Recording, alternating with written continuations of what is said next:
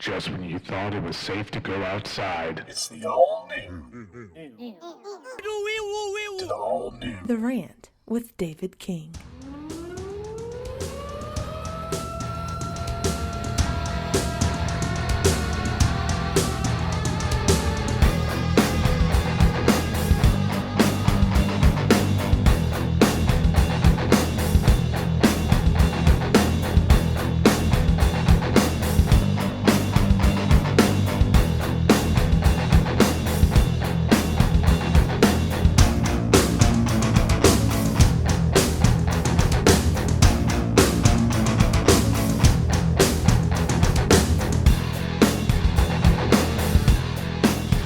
Hello, everyone. Welcome to The Rant.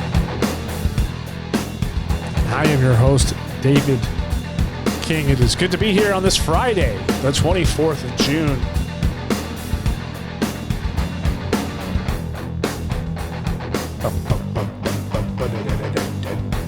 A little good riff.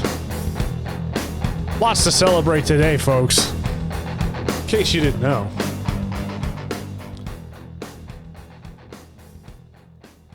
I was going to talk primarily sports today, but something else came up. And big news, ladies and gentlemen. The Supreme Court overrules Roe versus Wade and Mississippi abortion case.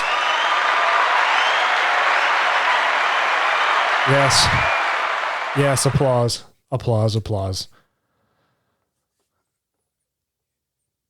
We kind of had an idea, we thought anyway, that it was coming down the pipeline. We had the leak, so people were quite prepared for, they were prepared for them to overturn it. An article here from Just the News. The Supreme Court on Friday strikes down the landmark 1973 Roe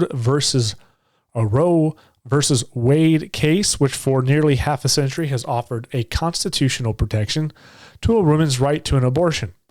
The majority opinion issued in the Mississippi case of Dobbs versus Jackson Women's Health was written by Justice Samuel Alito and joined by fellow conservative justices Neil Gorsuch, Brett Kavanaugh, Clarence Thomas, and Amy Coney Barrett. Chief Justice John Roberts, who filed a concurring opinion, wrote that he agrees with the court that the viability line established by Roe and Casey should be discarded under a straightforward state-decided analysis. That line never made sense. The court's final 6-3 decision overturns Roe and subsequent the 1992 Planned Parenthood versus Casey decision, which largely upheld the initial right. Roe was egregiously wrong from the start, wrote Alito in a first draft of the now official decision that was leaked in early May. It is time to heed the Constitution and return the issue of abortion to the people's elected representatives. And see, that's what this is all about. And I think people, there's a lot of people who are upset, primarily people from the left. They're angry. They're talking about you're going to kill women. This is the death of women. Blah, blah, blah. You're taking away our right to choose. Blah, blah, blah. This is unconstitutional. This is undemocratic. But really, the argument that this is undemocratic or this is not, this isn't how the government's supposed to work. This is exactly how the government's supposed to work. Regardless of where you stand on the abortion law, or if you're pro-choice or pro-life, this is actually how this is how it's supposed to work. The Supreme Court ruled that this is not a constitutional issue. So in other words, the rights of abortion belong to the states to decide. This is not a federal issue. This is a state issue. This is a local representative issue. And if you're a pro-life or pro-choice person, this actually favors both sides, because the reality is it's far easier to legislate at the state level than it is at the federal level. That's why we always talk about it's better to give the power to the states and not the federal government. And that's really because the federal government does not truly represent the American people all that well. Well, I mean, it kind of does, but the federal government is designed to represent the country as a whole. It's not designed to represent the needs of, say, people in Georgia or people in California. The needs or what the people want in each state is different. That's why they have elected representatives. This is not a democracy, everybody. We are a constitutional republic. This is a representative government. In other words, I have a person who I elect through my ability to vote, who is there to represent me. It's not a mob rule. It's not the loudest voices in the room get to decide what's best for the group of people. And we certainly don't want mob rule in the federal level. This gives more opportunity for changes to be made, laws to be passed, and more control in your local government. That's what everybody should want. Now, that aside, let's just be completely honest here. There's really very few things. There's very few things that I will not debate. I am happy to have a debate on just about anything. And I'm willing to hear the other side of a person's argument. Beyond, like on anything. I mean, we can argue about politics, we can discuss religion, and we can discuss diets and sports and which sport's the best and this, that, and the other. But there's one thing, there are some things in the world or in life that I just refuse to debate because I have a very firm position on it, and abortion is one of them. Long before I was a Christian, I was against abortion. And now that I am a Christian, it's more cemented into my ethos that I am firmly against the idea of abortion. It's an abomination. It's purely evil. The idea of murdering or killing a baby, a defenseless child. This child has no way to speak up for itself. It has no way to decide, to make a decision what's best for its life. It's dependent wholly on the parents, and especially the mother, since the father really doesn't get a say in this at all, even though he should. It's truly an abomination. And this right here is some of the best news I've seen in years. We can always talk about the economy and how the economy was so booming and then now it's not. Or, a great economy is one thing, but when you're watching your country circle the drain of its morals and it's losing its moral compass, and it just seems to become a garbage trash bin of ethics and morality.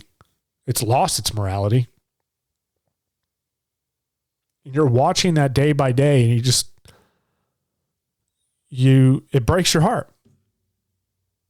That's what it is. It tears you apart to watch the fabric of this country get ripped to pieces. And when you look at the numbers of abortions, it's in some insane amount of number. It's like 40 million babies or something like that have been aborted in this country. You know what? I'm going to look it up in real time. Let's do it right here. How many abortions in 2021?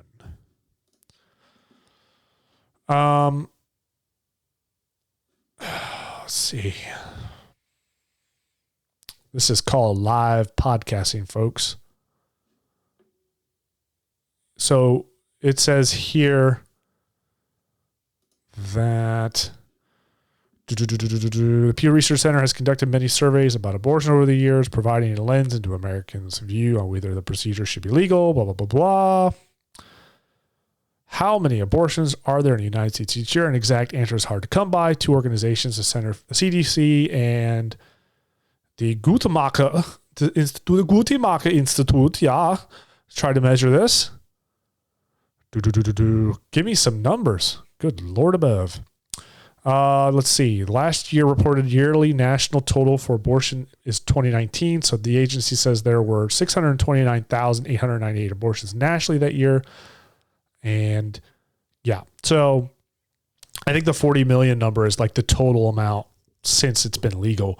But anyway, 629,898 abortions in 2019. That's almost 630,000.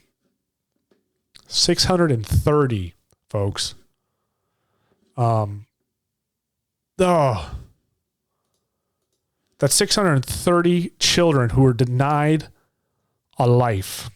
They were denied a childhood. They were denied going to school, graduating, and becoming a productive citizen and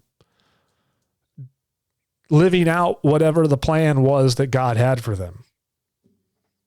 Abortion, folks, is truly an abomination. And I'll be honest with you, it's not debatable to me. This is not about women's health. This is not about the right to choose. This is not about protecting the mother and keeping her alive.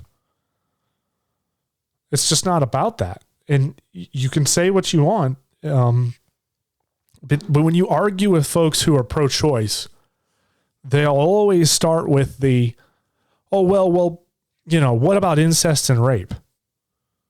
You're saying that, a woman should have to live with a baby that she didn't want because she was raped? Never said that. There's certainly other options like adoption. And I know a lot of people will gawk, adoption, Here's the thing. Okay, fine. So let's do this. I'll say, it's still an abomination to get an abortion. I still think it's awful. I think it's terrible. But in the event that a woman is raped or has an incestual relationship and gets pregnant and wants to abort the child, then fine. But in that case, every other instance, it should be illegal. You can't just go to a clinic and get an abortion because you just don't want to have a child. You don't want to accept the consequences of your actions when you decided to have sex. You will hear almost every time, the pro-choice people will say, no. We want everyone to have the ability to get an abortion. So it's not really just about the health. It's not about the health of the woman. That's just a talking point. It's usually to kind of put you into a corner, especially if you're coming from a position of faith. They'll paint you right into a corner. Whoa, so you're okay with for incest, but you're not okay for everything. Wow, so you're willing to, bend. You're willing to kind of cross the line of your morals for that, but not this. Well, that just goes and makes you a hypocrite. It doesn't really make you a hypocrite. I think it's all terrible. And for the record, you're trying to make an argument against, literally 0.1%, 0.1, not 1.0, 0.1% of all abortions are from rape or incest. 0.1. So out of those 630,000 abortions in 2019, only 0.1% were from the case of rape or incest. So that's not what this is about. This is not about women's health. It's never been about women's health. This is about people not wanting to have to live with the consequences of their actions. This is a direct reflection on this generation and the generations coming up behind them, including my generation, of the lack of accountability. And that's what it's part of it. It's not all of it. This is pure evil. For many groups, this is just evil. But for younger kids, primarily younger adults, in their 20s, teenage years, up into their early 20s, it's really about not wanting to accept the responsibility. The fact of the matter is that sex has been downplayed into, it's been downplayed to be this whole, it's not, it's not a big deal. There's no, it's just sex. It's harmless. There's no repercussions. Yeah, you could get an STD, you could get HIV, AIDS. But if you know that if you know that the person you're with is clean and safe, then you don't have to worry about that. That's the only thing you got to worry about, right? Wrong. We know that there's serious psychological ramifications to sex for both parties. And there is the ramification of pregnancy. As far as I'm concerned, when you willfully go into a sexual relationship with someone, whether you're married or not married, which you should be married, you accept the consequences of your actions. You accept what happens to you. You accept the fact that you could potentially contract a disease. That would suck. You accept the fact that you could potentially have a child, because after all, that's what it's for. And you can't wake up and be like, well, I just don't have time for this. You know, I've got a life to live and a career, and I just don't have time to raise a child. Or my favorite one is, Maria lives in poverty, and she does not want to raise her child in poverty, so she's getting an abortion, as if that justifies it. I mean, what a piss poor excuse. If you live in poverty, then don't have sex. How about make better decisions? How about get yourself out of poverty and then go think about partying and having, go get married and have sex. But being poor is not an excuse to get an abortion.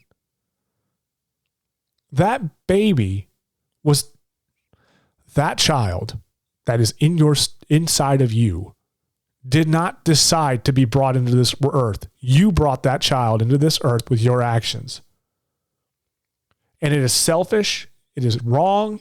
It is an evil act to remove that child simply because you don't want to deal with it.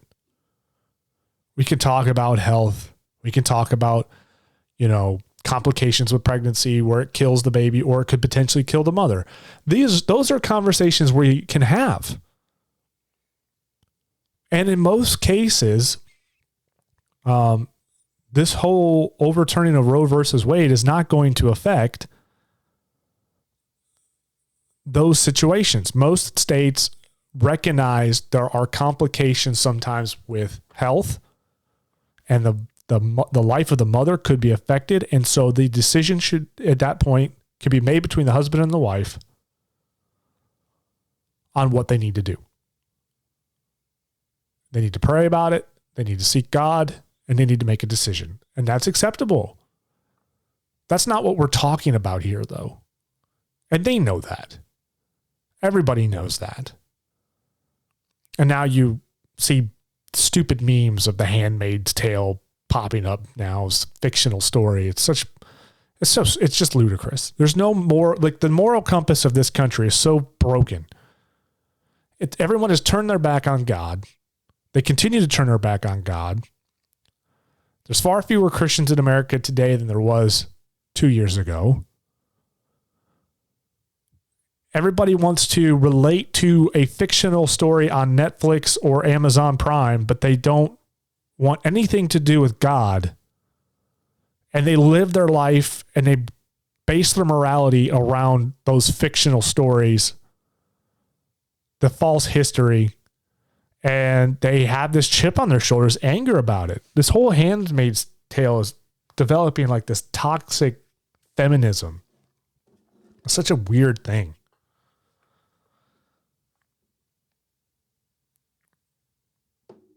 The reality is, folks, is that this is not about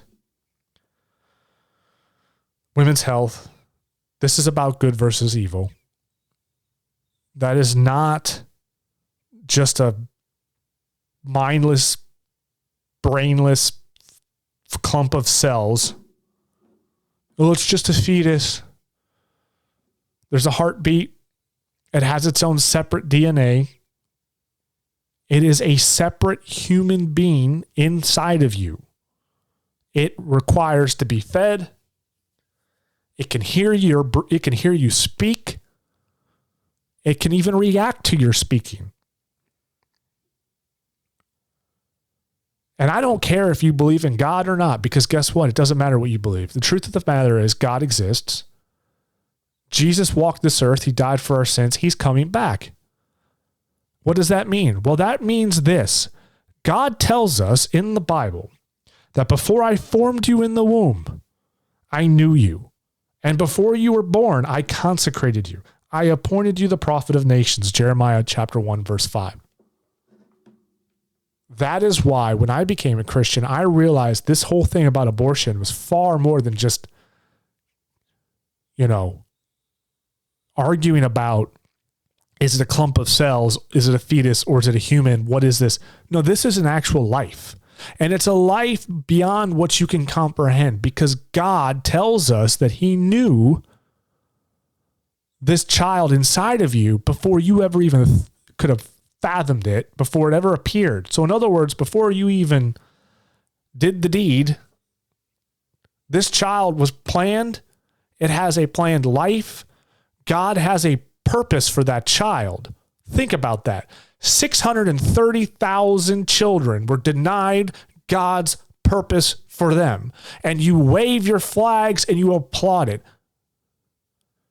You applaud the genocide of children. If there was a dictator in Africa starving his people and killing them in droves over anything, political or religious, whatever you, committing genocide, everyone would throw up their arms and be, oh my God, I can't believe he's doing this. We need to do something about it. But when you're committing genocide of unborn children and 630,000, everyone goes, well, women's rights, man. It's my rights, my body, my choice. It's not your body. It's not your choice. That is not your body. That is a child inside of you. That is a human being. That is a human being who has the potential to go on and do amazing things. You have no idea what that child could do. You don't know what God's purpose is for that child inside of you. You do not know, and it is not for you to decide if that child lives or dies. Yes, we can make exceptions for health-related circumstances. That's not what we're talking about here. You know that. I know that. Everybody knows that. Abortion is an abomination. Shame on this country for allowing it to go on this long. Shame on those in power, those who are politicians who claim to be God-fearing people, Catholics, as they say, and are standing in their podium, their pulpit, and have the audacity to say how awful this decision is. That this is a human rights issue, a women's rights issue. That this is a profound moment in American history. We are going backward as women are losing their right to choose. It's time to step up. I will say this. I am so happy to see the Catholic Church denying communion to some of these people.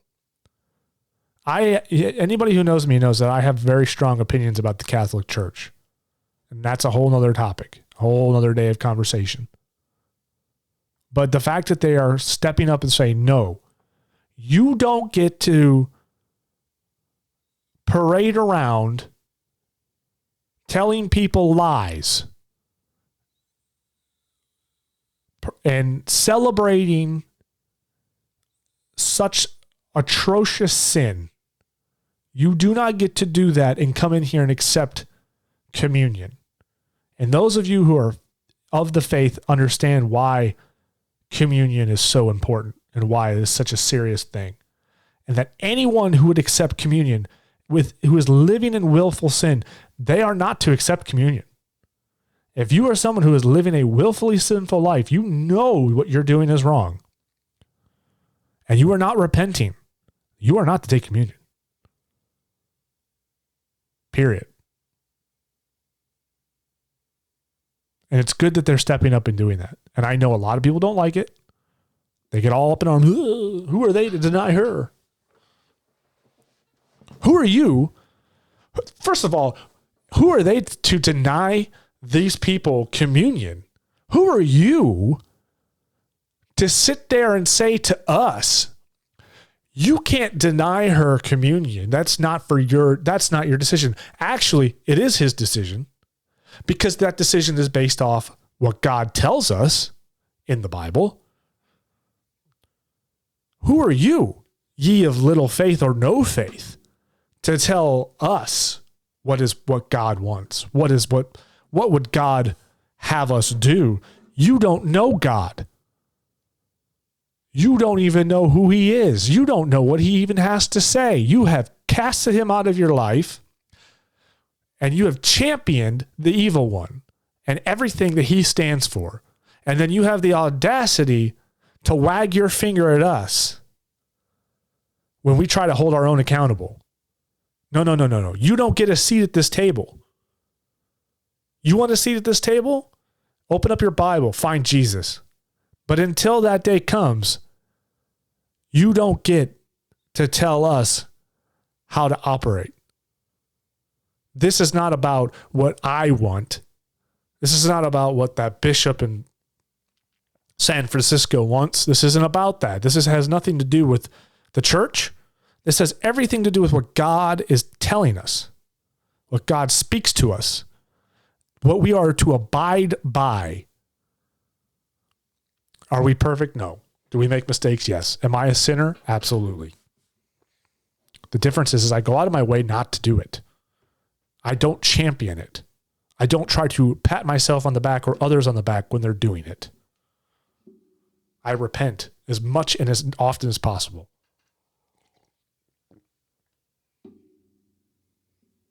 So I say to you,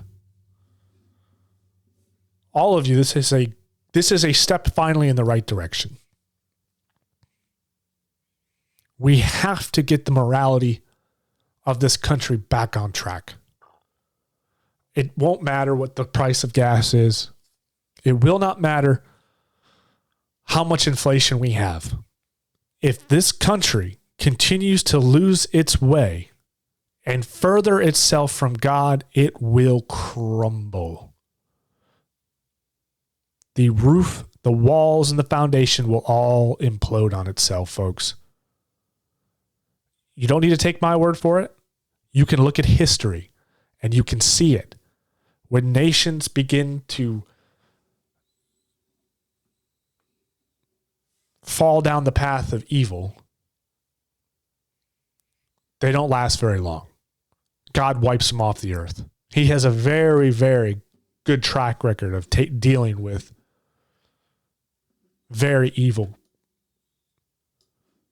nations. You can read the Bible and you can read about it all day. So I say to those who are pro-choice, you get nothing. You lose. Good day, sir. Yes, you get nothing. And so I am enthusiastic right now. I'm so happy. And you should be too. And you should write your representatives and let them know.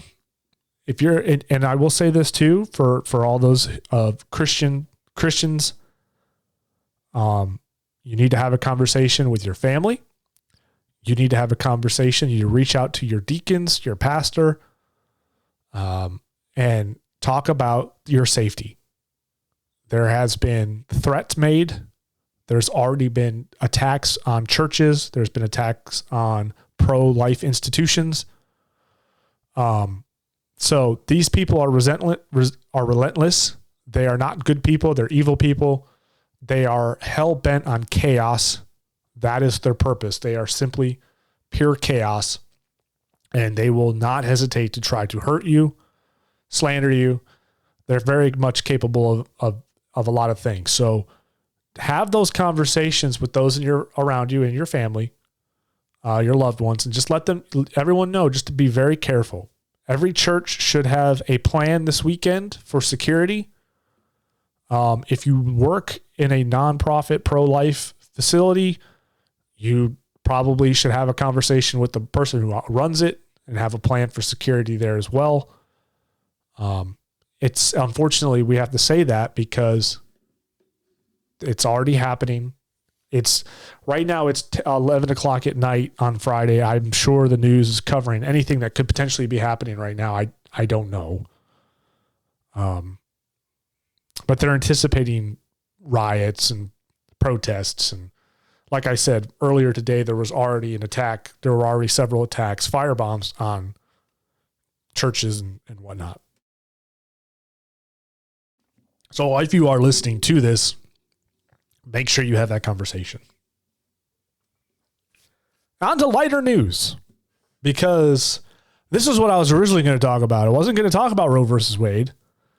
I didn't even know they were even going to address it this week until last night, which, by the way, New York, they overturned an unconstitutional concealed carry law in New York City, which I thought was fantastic too. So that's a movement. We had 2 wins this week, and I'm going to tell you what, I'll take every win I can get today. Because I don't know about you guys, but I drive an F-150 and it cost me about $100 to fill it up. So I'll take any win that I can get in this political climate. It's good to see conversation about the Second Amendment being brought up. It's good to see my home state of Georgia passing the constitutional carry laws. That is huge. I don't have to apply for a permit now every 4 years. I can just legally carry my firearm now because why? I have a constitutional right to do it. And that's the difference between Roe versus Wade, abortion, and gun laws. People would say, because a lot of times you'll hear that, not to go down another rabbit hole, but because this is on my mind. A lot of times you'll see like really stupid signs that women hold up, feminist women, pro-choice women. They'll say, "I wish I had as much rights as a gun does," which is pretty ironic because the gun laws are extremely restrictive in this country. Even though we are one of the better countries in the world, a woman certainly has more rights than firearms. For instance, a woman's allowed to go into a bank. A woman can go into a sports venue. She can also go into any government building she wants to, whereas guns can't. But anyway, I digress. The fact is, arms are specifically mentioned in the Constitution, in the Bill of Rights. That is in fact a constitutional issue.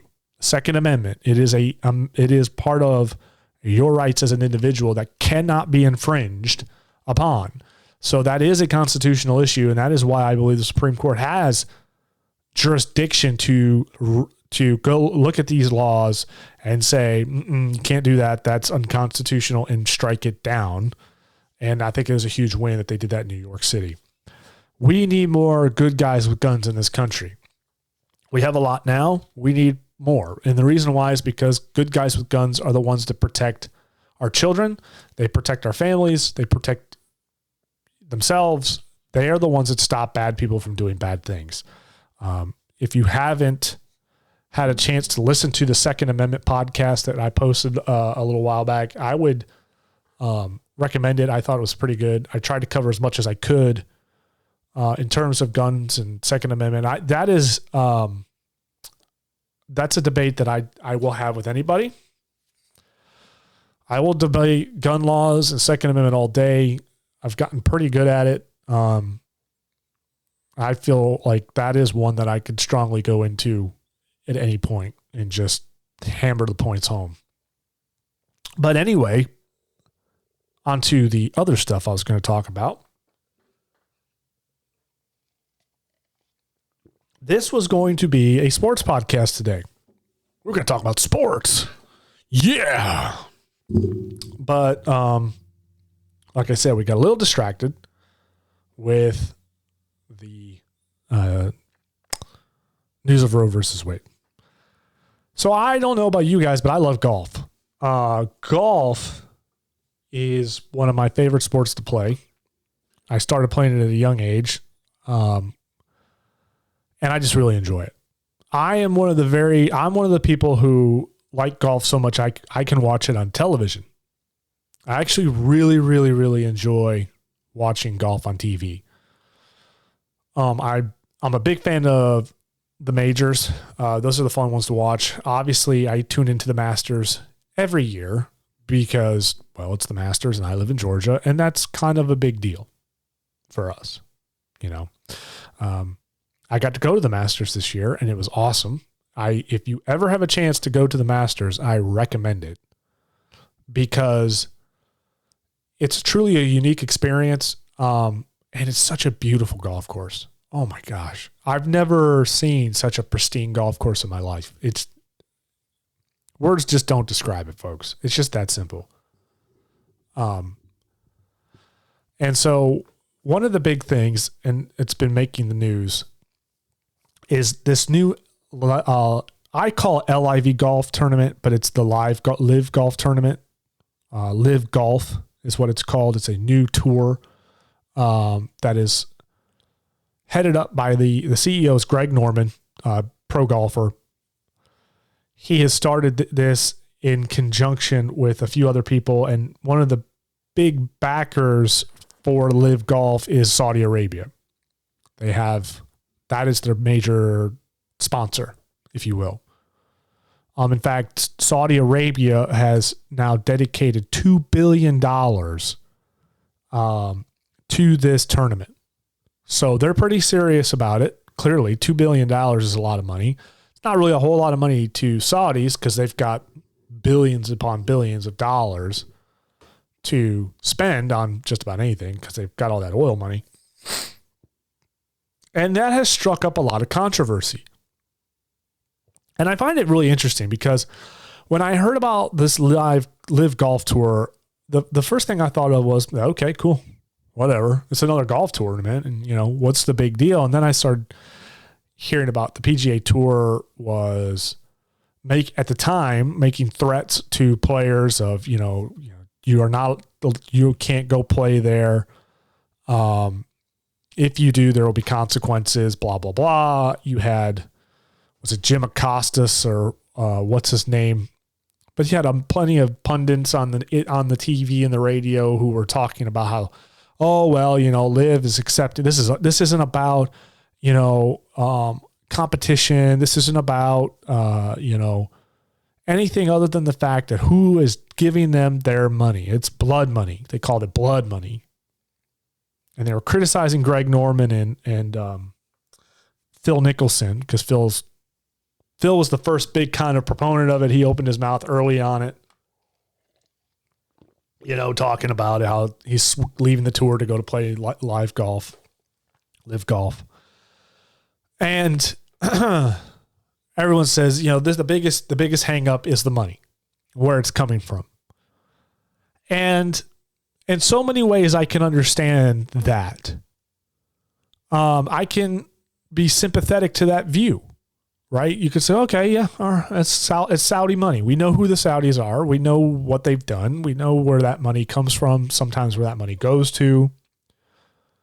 But the issue I have is that if you're protesting LIV Golf because of where the money is coming from, you ought to be very careful about what you say.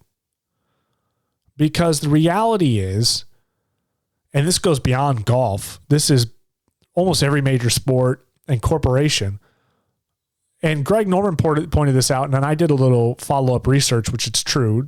He pointed out that there's 24 corporations who do direct business with Saudi Arabia. So 24 sponsors who do business with Saudi Arabia for the PGA Tour. 24 sponsors with the PGA Tour who have ties to Saudi Arabia. And the PGA Tour has no problem with that, but the moment LIV Golf has Saudi money sponsoring them, the PGA Tour is calling it blood money and freaking out, and yada, yada, yada. And as of this past tournament that happened a few weeks ago, the players that have switched over there, it was a total of 12 PGA Tour players, all suspended as of right now for going over and playing in the first tournament. The commissioner of the PGA Tour announced those players would all be suspended. They would not be allowed back. And then the other day, I have not had a chance to follow up on this, but Brooks Koepka, Brooks Koepka is a big-time golfer. He's a great golfer. Hasn't been playing a whole lot this year, but primarily because he was getting married and they were doing the wedding planning. But His brother went over to LIV Golf, and guess what? Now he's going to be playing in the tournament in Oregon coming up in Portland. So what is the PGA Tour going to do about that? Are they going to suspend Brooks Koepka too? I imagine that they will. Now, Brooks Koepka probably won't be affected by that because lately he's only really been playing in the majors, so it's not a big deal. But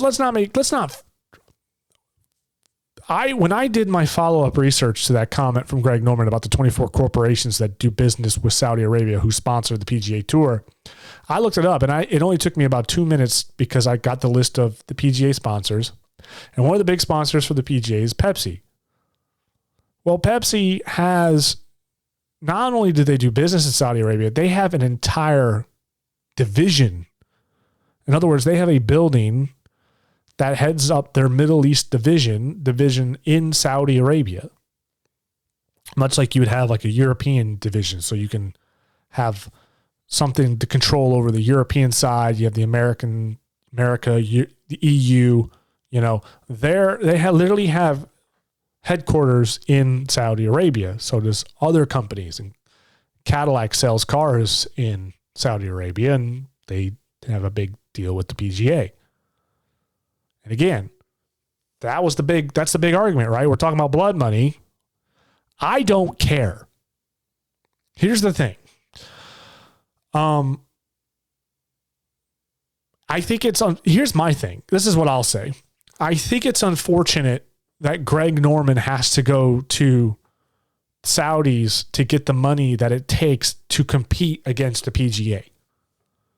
And the PGA has been sitting on top of this mountain for the longest time. They have been the rulers of golf all over the world. They've had more money than sense. I mean, they have FU money. There's no doubt about it. If you wanted to create a competitive tour to coexist or compete against the tour, you need unfathomable amount of money. And not only do you need to have a lot of money because just getting the tour in and of itself set up is expensive, but you also have to have a pretty good team of lawyers to defend yourself apparently against the PGA, because the PGA, the very first thing they did was the PGA took their lawyers and came after LIV Golf. I don't know why, but they did. But LIV Golf was like, don't worry about it because we're literally dedicating billions to this, including with lawyers. We're going to lawyer up till the cows come home, and there's just no way you're not going to take us to court and win. Because we have more money than you, and that's what this is all about. This is about who's got the most money and the most power. The PGA Tour does not like what LIV Golf is, because LIV Golf is finally something that could compete against the PGA. We already know it's affecting them because it's pulling pro players away from the PGA Tour to their tournament. Big names like Dustin Johnson, Brooks Koepka, Phil Mickelson, Sheffield or whatever. I mean, you got 4 or 5 players that have won the Masters that are going over to the LIV Golf. You got a lot of people going over there. And honestly, it's been the best thing for LIV Golf is the fact that the PGA is so upset about it. The fact that the PGA suspended players and won't shut up about it. They're giving LIV Golf all the free press they can get. And make no mistake, and I've got this clip. In fact, I'm gonna roll into that clip. There's a sports commenter on YouTube. He has a show, and I'm sure it's on cable. I don't watch him. I know I'm bad, but it is the Rick Eisen show. I caught a clip. He was talking about the LIV Tour, and I don't normally like to talk about other podcasters or sports people or really commenters too often. But everything he was saying, it just felt so condescending and, how should I put this? Arrogant. Arrogant is what it felt like to me. And I just thought, really? But none of these people who are against LIV Golf are fooling anybody. I can understand the argument of, oh, it's bad money because it's Saudi money, but then you can't support the PGA because we know the PGA is accepting this money from Saudis. They take it all the time. If you want to be consistent, then you can't support either side in this situation if it's all about where the money's coming from. I understand the argument from people who say, well, the PGA Tours who made who you are, Phil Mickelson and Dustin Johnson, if it wasn't for the PGA Tour, you wouldn't be a pro golfer. It's like, yes, but the PGA Tour has had a monopoly over golf for forever. So, yeah, because of the tour, they are professional golfers and they get to perform. But but they're also free agents. Every golfer in the PGA Tour is a free agent. They're allowed to go play wherever they want. Or at least they're supposed to be allowed to without repercussion. They're not tied or married to the tour. So the fact that they're not allowed to go over to live golf and play in these tournaments when it has no effect on the tour really at all. I mean, it may have some minor effect because some of these players will sit out in PGA Tour tournaments, and that may have obviously a negative effect. But the fact of the matter is they shouldn't be punished for going over there and playing. I'm going to play this. Let's listen to the Rick Edison and his comments. Let's roll one, go. The U.S. Open is in the books. The LIV Tour is back on the docket this week. They're in the state of Oregon. They're playing. Actually, hold on. Before we roll that, there we go. That should work. I'm going to do an on-air test. The U.S. Open is in the books. The LIV Tour is back on the docket this week. They're in the state of Oregon. They're playing in the United States. And a United States Open champion couple times over has said he's in. Brooks Koepka last week, who didn't want to discuss any of this for fear of overshadowing the U.S. Open or not giving it its due, clearly was thinking about it. Clearly something was on the table. It was an awkward. Clearly something was afoot. I mean, listen. Of course there was something afoot. So for those of you who don't know, Brooks Koepka had a really kind of strange interview. The PGA, the Open was last week, and they were interviewing Koepka, and instead of talking about the Open, they kept bringing up the live golf tour. And, as I said earlier, Brooks Koepka's his brother plays in it. And so naturally all the sports writers are wanting to know, hey, are you going to go over and play? Have you given any thought? Is there a number you need to see in terms of money? Because what we're seeing is a lot of these big-time golfers are getting offered big cash to come play in this tour. And he was getting pretty visibly frustrated. He said, I haven't given any thought, and I don't want to talk about that because we're at the Open, and honestly, it's kind of unfair to these guys that they put on a great golf pro tournament this year or this week, and to not be talking about that is really unfair. And I agree with that, and I do believe that was genuine. He was getting very frustrated. And I think probably two reasons. One, because he probably does believe that, hey, let's talk about the Open. That's what I'm here for. And also, too, it's like, this is a decision that I have to make for me and my family, and I don't want to tell any of you anything as of right now, because I wouldn't. Especially after seeing 12 players get suspended, the last thing you want to do is run your mouth. Because right now, what's happening is if you have any opinion that is anti, or let me put it this way, if you're pro LIV Golf Tour and you're playing on the PGA Tour, you're not going to be in good company. We already see Rory McIlroy has some very strong opinions about Greg Norman. He's made some very snide comments. And I love Rory, but, I mean, come on, man, really? So he's not going to want to shoot his mouth off because he knows if he does, there's likely to be repercussions or it's going to pile on. So it's best to just avoid it. Roll it. And, I don't blame him for coming out right at the U.S. Open and saying, I'm out of here. Kind of a tough spot, but that's what all of these players are in. And I guess that's what you're taking the big bucks from the LIV Tour and the Saudi investment fund. And the PGA Tour now loses another big name player. Why? And Why do you think that what is? it looks like to me is the PGA Tour is going to take all these hits. And I don't know how many of the events over the next few months on the PGA Tour Brooks Koepka was going to play anyway. You have to ask yourself a question. Why do you think the PGA Tour is losing players so quickly? You can say, oh, it's because of the money. Well, okay, fair enough. But, the last tournament, the number one player who won, he took home a $4 million purse. So, $4 million, that's a lot of money. And quite frankly, I'm a little surprised that golfers aren't making more money like that, especially with the kind of money that the PGA Tour brings in. And I think that is an indictment on the tour. It's like, hey guys, listen, maybe you're not paying the players enough. Somebody else comes around and says, hey, we'll pay you. They're going to go.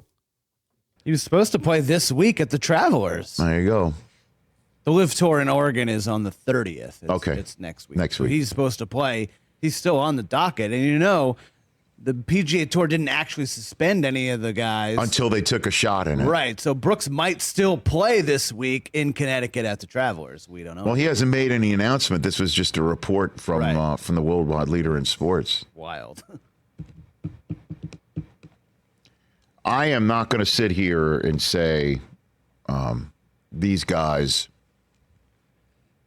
are anything but out for themselves. Oh, no. That's it. God forbid.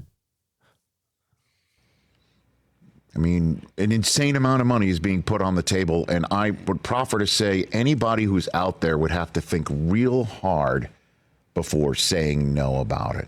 Yeah, but here you are kind of being critical of Brooks' that. brother is on the tour as well, the LIV Tour as well. But it's not real tournament golf with what they're playing. It's And so this is the part where I start to take homage with what this guy's saying. First off, yes, they're in it for themselves. Okay. Yes, these guys love golf. That's why they play the game. But they also play the game because they're very good at it. But they also have their livelihood and their own lives to worry about. And a lot of the comments have been, I'm going to the LIV Tour because I can make more money and play less golf. And for some of these players, that gives them an opportunity to spend more time with their family. Who was it? I'm having a freaking giant brain fart. Who won the last LIV tournament? Who won the LIV Tour tournament? It was Schwartzel, Charles Schwartzel. Great guy, good golfer, just killed it, man. I think he finished negative. He's finished 7 under. And who was there when he won? His kids and his wife, his family was there to congratulate him on the green. And he has been one of the people who said this tournament style is going to afford me more time to be with my family. What people don't realize is just how much golf these professionals play. And it's twofold. They have to play a lot because you might get cut. You may have a bad day. Like if you have a bad week in the PGA Tour, let's say you don't play well on Thursday or Friday, you may get cut and then you don't get any money. There's a lot on the line. So everyone always thinks like all these golfers are filthy rich. Well, yeah, they're all pretty well off. They've got their sponsorships and endorsements and all that. Nobody's sitting here trying to say, woe is them. They don't make enough money. But the fact of the matter is they do have to play a lot of golf.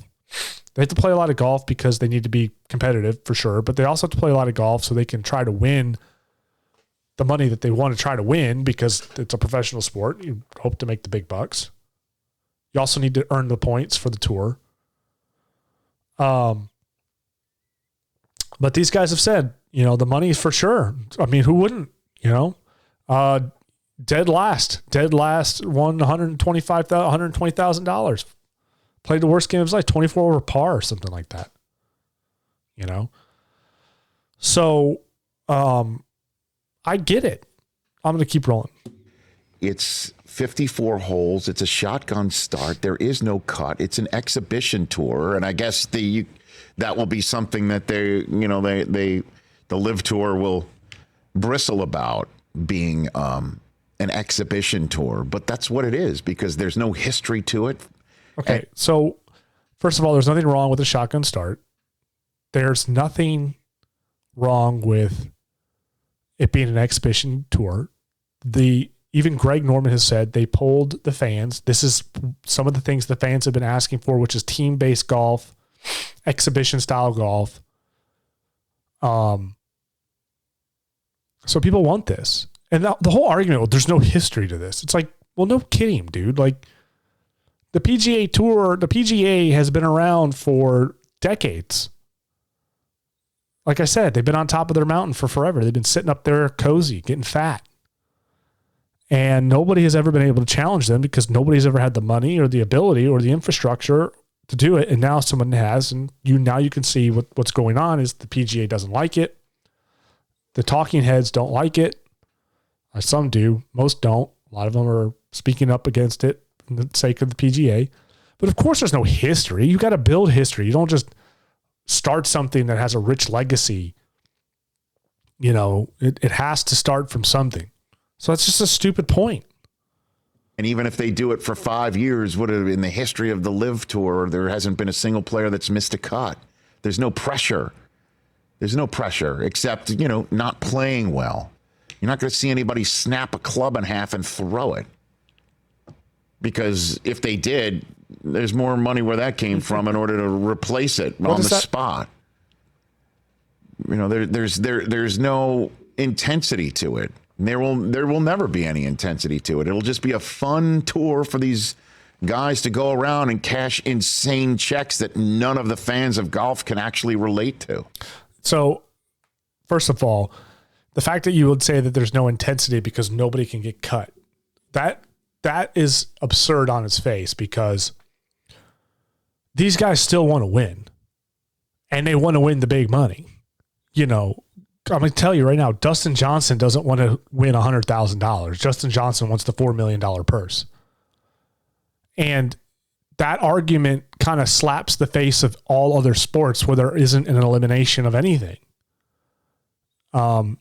This setup right now kind of reminds me of auto racing, where auto racing it's individual and team based, where you have the individual driver and then you have also the team for which the driver usually races for. So, for instance, like Corvette Racing. Corvette Racing obviously is Chevrolet Corvette. That's the team.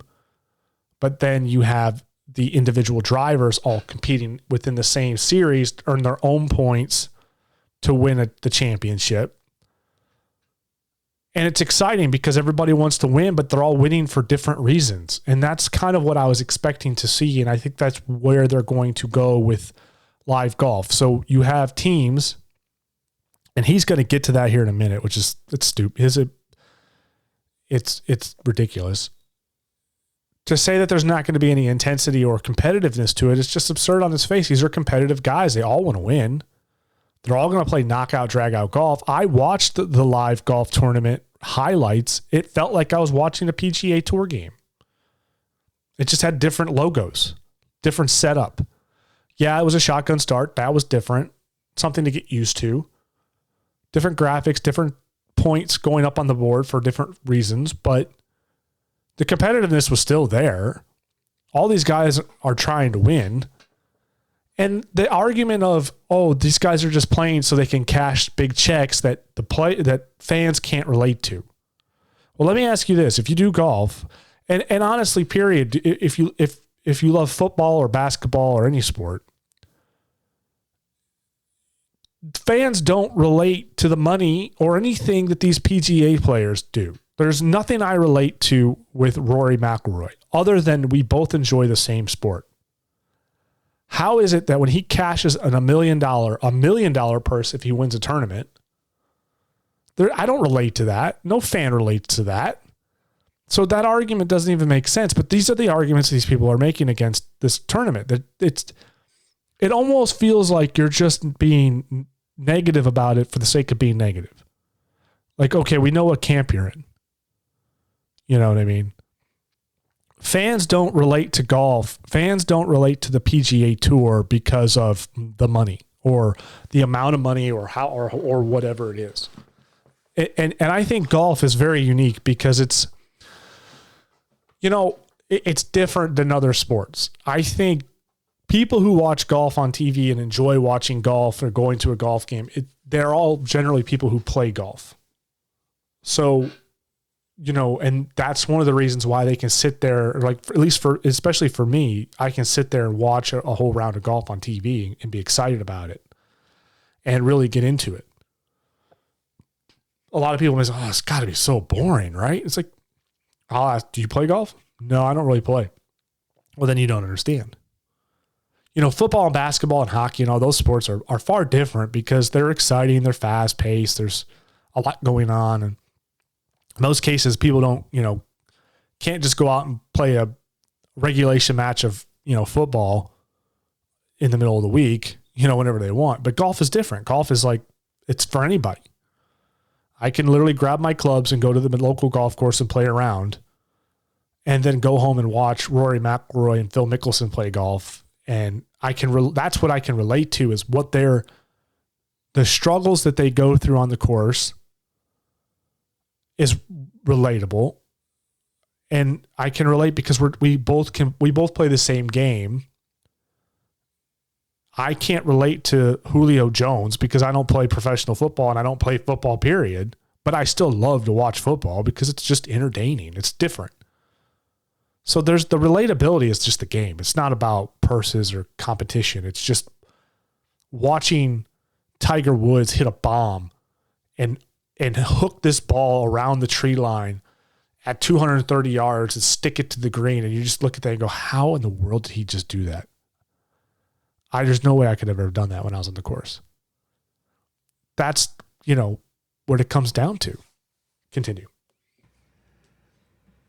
You know, and I know the purses are going up and on the PGA Tour as well. The U.S. Open's responded, they had a $3 million prize for first place this time around. They jacked it up. Yeah, up $1 million from the last year's.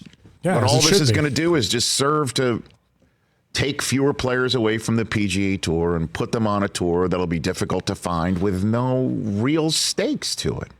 That's not true. There are stakes. It's early in this tournament. There's probably going to be things that they change. They're working the bugs out. It's going to be highly competitive. It's making history as we speak. And yes, it could potentially pull a lot of players away from the tour. So what? The PGA Tour, if you're, you know, I've said this a second ago, if players are leaving the PGA Tour to go somewhere else, the PGA Tour needs to look at themselves and go, well, why are these guys leaving? No longer can we just sit here on our high horse and be like, you need us in order to be a professional golfer. If it's not for us, then you'd have nothing. Well, since you're a smug little ass, that's fine. I'm going to go over to play for the LIV Tour, who is going to pay me even more money, and I don't have to be gone all the time. Because like I said earlier, these guys play an insane amount of golf. They literally, it's usually 3 out of the 4 weeks they're gone. So think about it. They're for 3 out of the 4 weeks, sometimes even 4 weeks, these guys are not home with their families. They're out golfing. They're traveling all over the world. And when you're young and you may be single, that may be okay. But when you get married and you start to have kids, that becomes a bit of a burden. And you have to reevaluate. So for a lot of these guys, you know, if you can play 1 round a month versus 3, you could be home more and you could be home with your kids. It makes a heck of a lot more sense. And listen, this is good. This is called competition. This is what the PGA Tour needs. The PGA Tour has been the exact same for the last 50 years. They don't really change much. And so this is good for the PGA. They need this competition. And the person who will lose out is the fan of professional golf who wants to see the best players play against the best players with stakes on the line. No. Where if you don't play well, you miss a cut. And you are also getting your game ready for the majors because you are playing intensely pressurized golf against the best players. I mean, that's what the tour is for. You're going to be getting ready for the majors no matter what you're doing. If you're going to go play in the majors, I can assure you these guys are getting prepped. They don't need to be playing in any specific tournament for that. Now there'll be fewer of those players and fewer viewers of interest. So when you hear any of these players say they're just trying to grow the game of golf, all they're doing is basically destroying it or watering it down. How? And he gives no example. This is my beef with this guy. He's a professional sports broadcaster. This is what this guy does for a living. He goes on TV. He talks into a microphone and he talks about sports. And you have him going on TV and he's talking about how, oh, this is watering down the game of golf. How is that even possible? Why would you even, how? It's adding more variety to golf. It's expanding golf. Nobody ever says it was watering down golf when they came up with the European tour or the what was it, the Japanese tour? Nobody batted an eye then, but live golf somehow is watering down the game and ruining golf for the fans. But there's no rhyme or reason to that. There's no valid argument to make that case. There's nothing there. It's adding more options to the game. It's changing it up. There's different format. It's exciting. It's fun to see. I'm excited about it because I'm excited to see where it could go and what the possibilities could be, because I love the idea of team-based golf. I like the idea with they still track the scores of the individual. That is still very important, but I like the idea of these teams. I think it's fun. It's a different vibe to it, you know? So again, it's belittling to belittle. And I hate this. I really do. The dream of a very seemingly bitter, angry guy in Greg Norman who wanted to take a piece out of the tour and finally found a partner in the Saudis who were going to bankroll it. You're on like the Greg Norman revenge tour. No, as he stares people down. There's no basis for that at all. And everyone avoids the responsibility for who they're taking the money from. Yeah, including the PGA Tour. They avoid any responsibility from whoever gives them money. They don't care. They get to walk the earth as pariahs while other people are trying to do, okay, so now it's a revenge tour on Greg Norman. When it's like, no, Greg Norman wants to do his own tournament. He found a sponsor, so he's doing it. And he may have his reasons. He may have some bitterness towards the PGA. I've never heard anything about that. From what I understand, he's always had good relations with the PGA Tour up until now. So, you know, this is no different than someone wanting to go out and start maybe you work for a car company. You want to go start your own car company. It's not a revenge tour. Why would I want to watch what they're doing? Well, then don't. And don't with the weird team rules that I have no idea what they are, and those avatars for what, the 15-year-olds on TikTok who are interested in the LIV tour. Like, what are we doing? What are we doing? Oh, you just said it there, genius. You're appealing to 15-year-olds on TikTok. What are we doing? Yeah, maybe the LIV tour is not for you, old man. Maybe the LIV tour will appeal to the younger crowd because it's a different format. It's a little bit more exciting. What are these teams with their avatars? Me. So yes, the team avatars, the team names are kind of silly, but I think the idea from the LIV Golf Tour is that those teams are just temporary team names for now, and that they're hoping to do kind of what European football, soccer, as we call it here in the United States. They have teams that are franchises. Okay, so those teams will eventually become a franchise, kind of like, your Baltimore Ravens or something, or your Detroit Red Wings. But it's a franchise.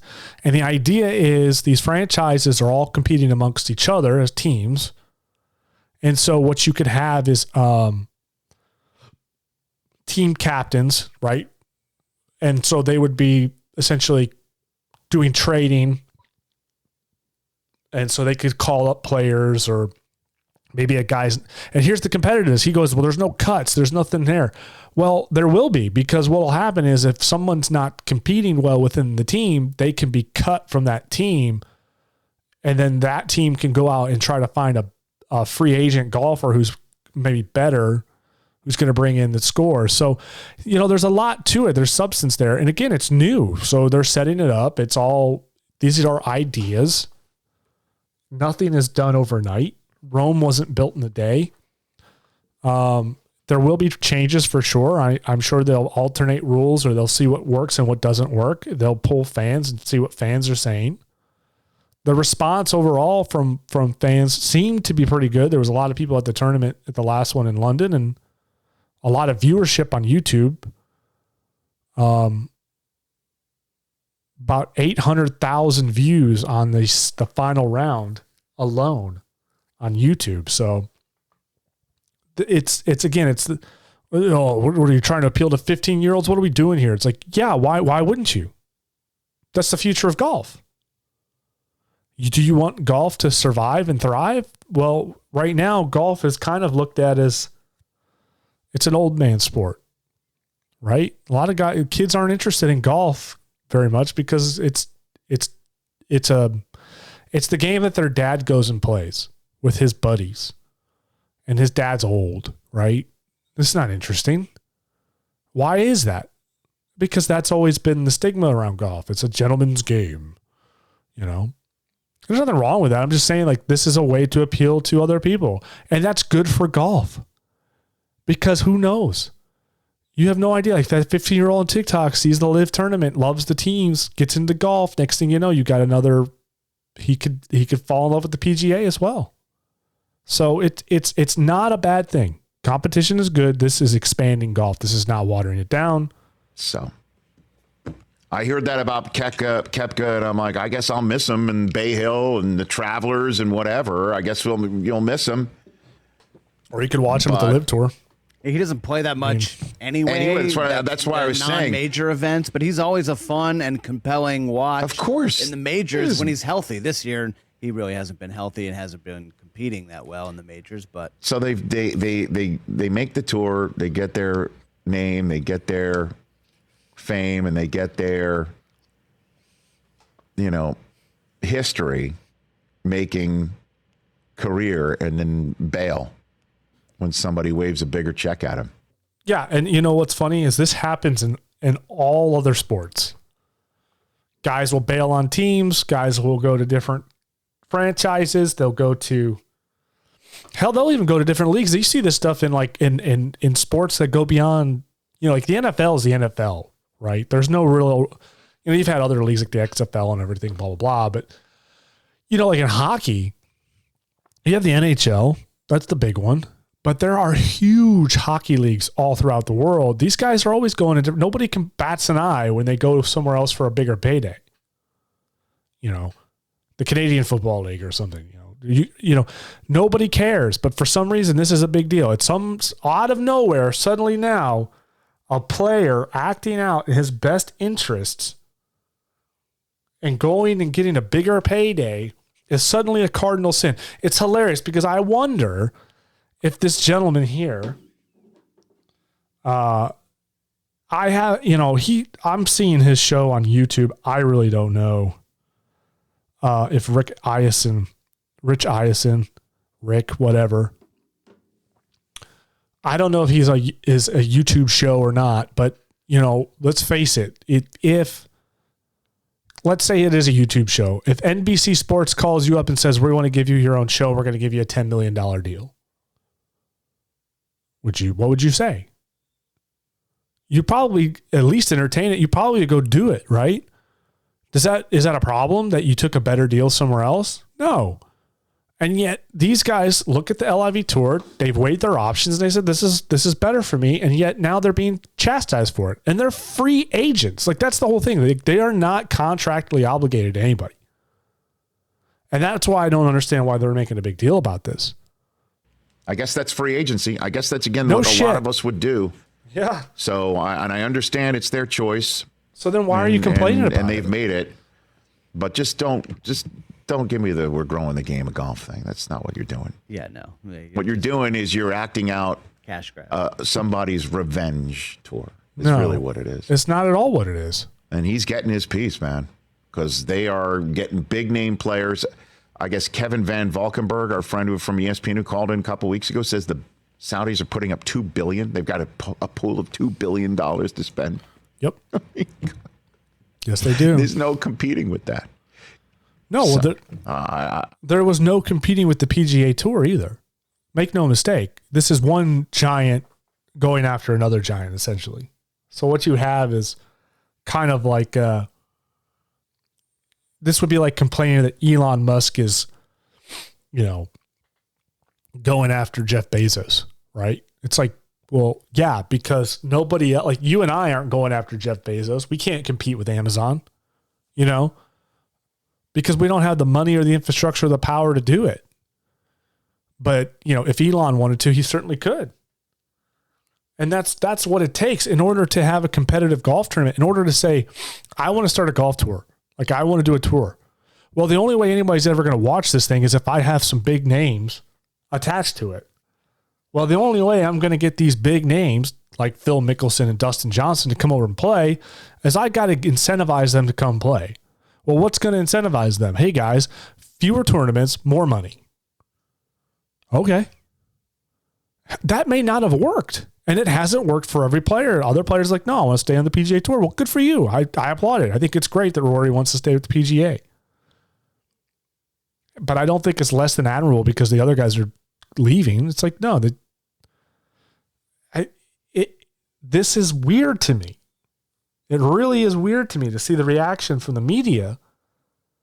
And it's just one guy. I mean, I could literally play clip after clip of all the different talking heads on this. And it's just like, I don't get it. I mean, how much? It's almost like you're getting paid by the PGA to take their side. I just don't want to hear that we're growing the game of golf. As a matter of fact, what you're doing is watering it down. It's not true. And it's more variety. I don't know what the PGA Tour is going to do, except at some point, either wait this thing out and see what the ratings look like, see what the partners of the sport think, and assume that once football rolls around in 4 weeks, we're not talking about the LIV Tour. Right. I mean, when Okay. So the PGA is hedging their bet that this kind of fades away. I think the more the PGA talks about it, the more the PGA punishes players for going over there, the more attention it's going to draw to the LIV Tour. The worst thing the PGA could do, if the PGA is generally concerned about the competition here, the worst thing they can do is talk about it and punish their players. If I'm the PGA Tour commissioner, what I would do is say, okay, we'll work with you. I would come in with open arms. And I would say, if you guys want to go over, that's fine. And I would reach out to some of the tournaments, the PGA Tour tournaments, or who might have lost big name players. And I'd say, look, these guys, they're trying to do a thing. It's probably not going to last. Yeah, you don't have Dustin Johnson. You're not going to have Brooks Koepka this year. But you know what? They're going to, eventually this is going to fizzle out. They'll come back. Right? Here's the thing. If they don't come back and this LIV Tour thrives, well, then somebody else will fill their spot on the tour. Some other big name will come up. It's not like they're the only golfers on the planet. And honestly, it would be good to have some competition. In auto racing, these guys go and play these guys go race in all these different leagues, man. Like they'll go in the FIA, then they'll be at IMSA or something else, or they'll go IndyCar. You'll see NASCAR guys come over and race in the 24 Hours of Daytona. Nobody cares about that. There's nobody over at NASCAR going, you can't go race and you can't go join the IMSA series and represent the IMSA series the 24 hours of Daytona. You're suspended from NASCAR. No, nobody cares. Because and you know what? It doesn't water the brand down. It adds to it. It was cool to see Jeff Gordon a few years ago jump out of NASCAR. He's been retired from NASCAR. Go get in behind the car, a prototype, and race in a 24-hour endurance race on a road course. Very neat to see that. And actually, he won. His team won. Just goes to show you how good of a driver he is. He can go to different platforms. This is good for golf, guys. I'm not going to play any more of this guy's crap. He's an idiot. He's a hack.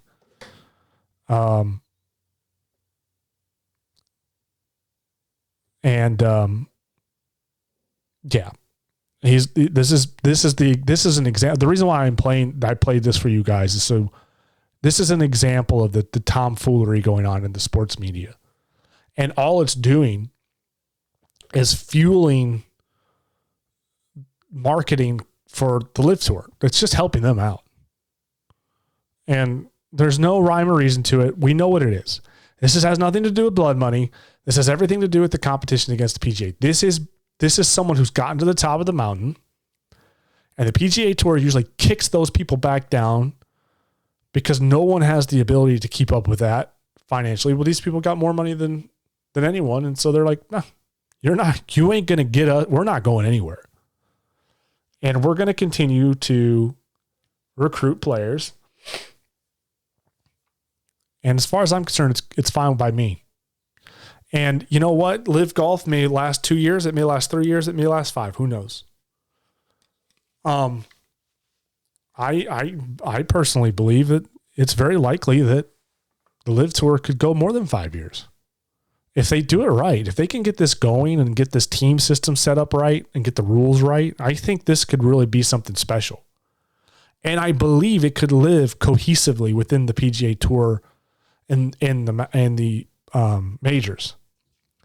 And in fact, Greg Norman said the new circuit has applied for the official world golf rankings. So they are in consideration for being in the official world golf rankings. So if you play in a LIV Tour, it would go towards the points you get in the majors and stuff like that. So something to think about. It's pretty exciting. This is good.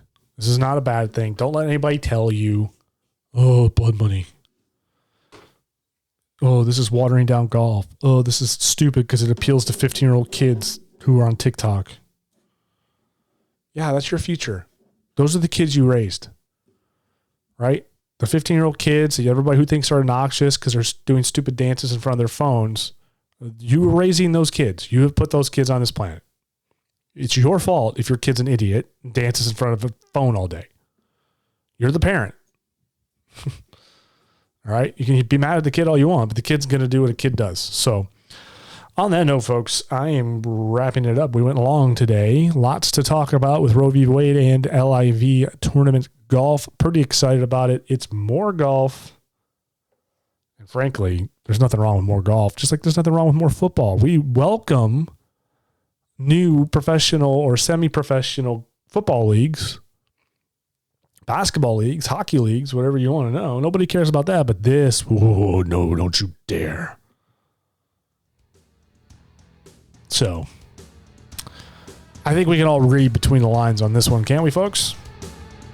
And on that note, I will talk to you later. Hopefully be back very soon next week with more good news. Everyone, have a great weekend. Stay safe. Keep your head down from those crazy pro-choice people, if you know what I'm saying. Have a good one.